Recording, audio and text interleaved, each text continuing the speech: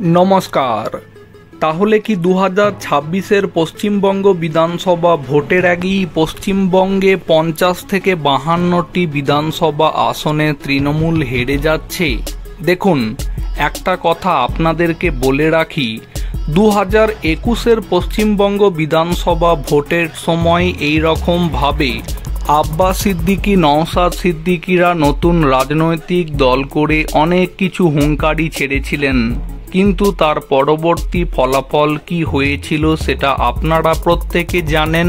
এমনকি 24-এর লোকসভা ভোটে নওশাদ সিদ্দিকী ডায়মন্ড হারবার লোকসভা কেন্দ্র থেকে অভিষেক বন্দ্যোপাধ্যায়ের বিরুদ্ধে দাঁড়াবো বলার পরে যেভাবে সরে এসেছিলেন, সেই ঘটনার কথাও আপনাদের প্রত্যেকের জানা আছে।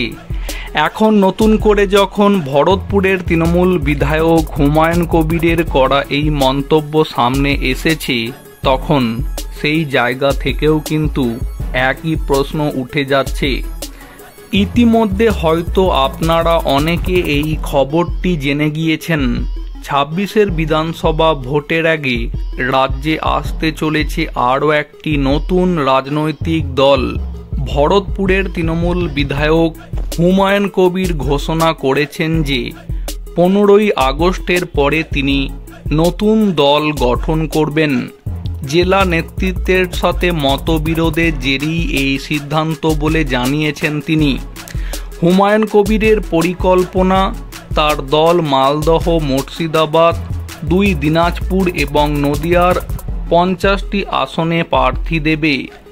কিন্তু দেখুন, ঠিক এই জায়গাতেই তো সন্দেহটা তৈরি হয়ে যাচ্ছে, যখন হুমায়ুন কবির এই রকম ঘোষণার পরেও আবার নতুন করে এই বিষয়ে ব্যাখ্যা দিতে গিয়ে বলছেন, মমতা বন্দ্যোপাধ্যায় এবং অভিষেক বন্দ্যোপাধ্যায়ের বিরুদ্ধে আমার কোনো ক্ষোভ নেই, কিন্তু মুর্শিদাবাদ জেলা নেতৃত্ব নেত্রীর নির্দেশও মানছে না।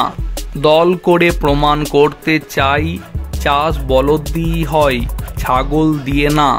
মানে কি বুঝলেন? যদি হুমায়ুন কবিরকে মমতা বন্দ্যোপাধ্যায় কিংবা অভিষেক বন্দ্যোপাধ্যায় আগামী দিনে ফোন করে বড় কিছু একটা দিয়ে দেন, তাহলেই তো হুমায়ুন কবির আবার সেই চুপচাপ হয়ে যাবেন।